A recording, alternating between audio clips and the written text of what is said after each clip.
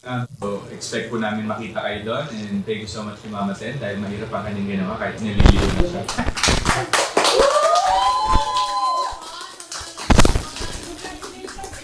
Hanggang matapos sa 631 na ano po nanood at Yes po. sumama sa amin hanggang matapos So, po. until the next event po ng AR Foundation Inc., maraming salamat and Sayang. on behalf po of the scholars, maraming nagpapasalamat po sila sa inyo sigurado. Maraming salamat po. Hanggang sa muli. Thank you Thank po. you po. Good night po. Happy Sunday. Welcome back mga kaldab. Well, congratulations po sa mga nakabili, sa mga sumuporta sa AR Foundation ni Richard Paul Carson Jr. Siyempre kay Mama Ten na rin po.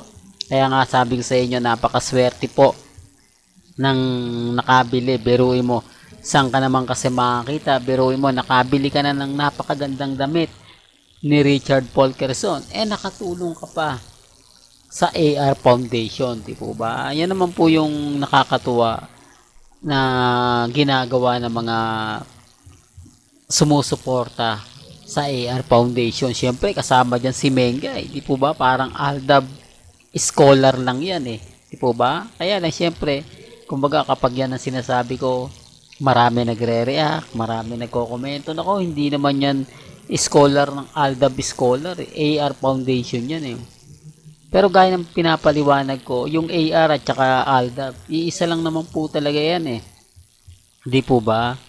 Pero syempre kapag si Mr. Destiny nagpapaliwanag, guilty sila. Hindi nila tanggap yung katulad ko nagbibigay ng mga update. Di po ba? Tapos ngayon nakakuha tayo ng simpatya sa mga Alden fanatics. At syempre sa mga taong kumbaga nagtitiwala na sa mga ina-update natin. Kasi totoo naman po, di po ba, updated tayo. Ito remind ko lang po sa inyo, kung totoo pong may issue kina Catherine at kay Catherine at Alden, bibili ng item si Catherine para nga po sa AR Foundation. Hindi, para lang klaro. Di po ba? Kung si Mengay nga po bumili ng ticket nila Alden Richards at ni Catherine sa Hello Love Again ng 100 piraso Di po ba? Real talk kaya mga kaldab. Tapos pinamigay ni Mengay sa mga mamis, mga titas na taga Laguna at syempre taga Bulacan. Pero gaya ng sinabi ko, wala naman pong maniniwala sa mga sinasabi ko. Wala naman pong kumbaga magpapatunay, di po ba, na totoo yung mga ina-update natin. Siyempre, kapwa din natin mga mamis, mga titas, mga senior ang magsasabi. Pero hindi naman po nila paniniwalaan. Ang pinupunto ko, yung ibang tao, yung ibang nakakaalam na hindi naman po nabigyan ng ticket. Kasi kapag sinabi ng mga mamis, totoo yung sinabi ni Mr. Destiny, nabigyan kami. Unang-una, sasabihin agad sa inyo, dilulo kayo, kulto, binayaran ko kayo. Kumbaga gumagawa lang kayo ng istorya, ganto ganyan, di po ba? Para lang mapanindigan yung ipinaglalaban ng Aldab, di po ba? Kaya sabi ko sa inyo, relax na lang tayo. Total, nasa atin naman po yung panalo Nasa atin naman po talaga yung simpatya ng mga ilang netizen. Simpatya na kung saan nga po talaga talagang tinututukan tayo ng mga ilang mga netizen. Sabi ko nga po sa inyong Aldab, hindi naman po talaga nawawala. Andyan pa rin yan. At alam ni Richard Paul Carson kung gaano nga po ba sumusuporta yung mga tao para po sa kanila ni Mengay. Kaya kita nyo yung Itbulaga, yung aura ni Alden kakaiba. Yung aura ni Mengay talaga naman pong makikita ninyo. Katulad ngayon, happy weekend, di po ba? Ano nga po ba dapat ginagawa ng isang mag-asawa? Hindi po ba nagsisimba? Nagbabanding moment? Namamasyal? Pero kay Congressman at kay Mengay, nakita nyo, isa po ito sa mga pinapaliwanag ko. Bakit hindi po nakita si Mengay at si Congressman Arjo sa District 1 ng simbahan na nagsimba nung weekend, nung piyesta? Wala po talaga. Real to kaya mga kaaldab, wala. Pero bakit si Mengay, si Alden Richards nakita na nagsimba sa Guadalupe Shine ng alas 5 ng madaling araw? Pero siyempre, sasabihin na naman nila hindi totoo yon. Sasabihin nila wala namang ganon. Sasabihin nila hindi, sa dami ng tao. Na, kumbaga pag nagsimba ka at pumukus ka lang dun, hindi ka na magagawa. Kasi may ibang may daanan sa likod, sila Alden at si May. Hindi naman po talaga yan magpapapicture dahil alam po nila na iba po yung kalagayan at sitwasyon po nila. Diyan pumapasok ang mala ninja moves.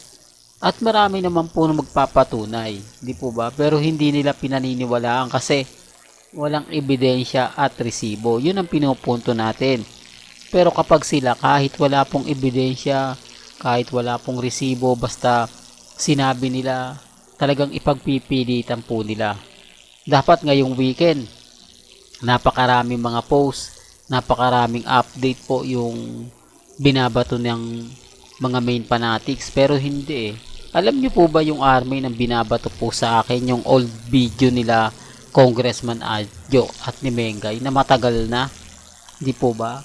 Na keso ito daw po yung, sa tingin niyo po ba madadala po tayo noon? Ay luma na po yun, di po ba? Matagal na yun. Tsaka scripted yung mga bagay na ganon. Mas magandang panoorin yung mga off-cam moments nila Mengay at ni Alden Richards. Kasi bakit kailangan nilang magbigay ng throwback video? Bakit kailangan nilang yun ang i-post nila ngayong weekend? Pwede naman po yung pinaka-latest, di po ba? Pwede naman po mag-post si Congressman at si Mengay na magkasama po sila nagsisimba. Magkasama po silang namamasyal. O sabihin na natin sa farm nila sa Batangas. Di po ba? Pwedeng pumunta sina Congressman Arjo at si Mengay doon kung totoo. Kasi isa po ito sa pinagmamalaki ni Ibiang. Remind ko lang po, hindi ko to pinopromote. Gusto ko lang po updated kayo. Gusto ko lang po alam po ninyo yung mga post kasi kayo ni Ibiang na talaga naman pong ipinagmamalaki niya na napakaraming mga prutas sa bakuran ng hasyenda nga po nila sa Batangas. Hindi po ba? Yung farm nila ron. Kaya nga sabi ko sa inyo, bakit wala doon si Congressman? Although nag-post po doon dati, nag-post po. Correct me if I'm wrong, kaya lang kubo lang yung pinost nila na naandun daw si Mengay, andun daw si Congressman Arjo. Kita nyo, alam po ito ng mga armain at mga main fanatics. Pero maraming question doon, maraming nagsasabi, bakit wala naman, bakit yun ang pinopost? Kumbaga, di po ba? Maraming mga kwento ang lumalabas, pero kumbaga okay lang kasi sabi ko nga po sa inyo, si Richards at si Mengay hindi naman tayo binibigyan ng pasakit eh. Wala naman po silang pinopost na kumbaga ikagagalit natin. Wala naman po silang update na ikiainis gaya po ng mga post sa social media na pagbati ni Alden Richards kay Catherine, pagsuporta ni Alden Richards sa mga gigs, sa mga show, sa mga bagong ilalabas na update kay Catherine. Ganon din naman po kay Mengay. Wala naman pong post na kumbaga binabati ni Mengay, umaalis sila ni Congressman, di po ba? Yung mga post sa Instagram, sa Twitter, sa Facebook, wala naman pong ganon. Kaya nga sabi ko sa inyo, kampante lang po kayo. Kasi kahit anong gawin po nila, kahit po sabihin nila na ganito ganyan, kung wala rin naman pong update galing kay Main Mendoza at galing din kay Alden Richards, useless din. Kahit ano po yung ibato nila sa akin, kahit sabihin nilang ganito ganyan, alam naman po natin na luma yon, alam naman po natin na hindi totoo yon at inedit lang po nila yon. Kasi tayo po nag-aabang tayo eh. Updated tayo sa Instagram ni Mengay, updated tayo sa Instagram ni Alden Richards. Kahit ayaw natin, sinusubaybayan ko si Congressman Arjo, si Ibiang, si Ria, lahat po ng malalapit sa pamilya at ID, updated tayo dyan. Di lang natin pinopost kasi kumukuha tayo ng mga ebidensya at resibo na baka sakaling magamit natin para po sa Aldab Nation. Di po ba? Well, hanggang dito na lang po ang ating latest updates. Kaya kung gusto nyo pa po ng pinaka-latest at sariwang update, abay lagi lang po kayong tututok dito po sa channel ni Mr. Destiny para updated po kayo sa mga latest at sa mga bagong video po na ilalabas po natin maya-maya lang. Hanggang sa muli, salamat po sa panonood at pakikinig.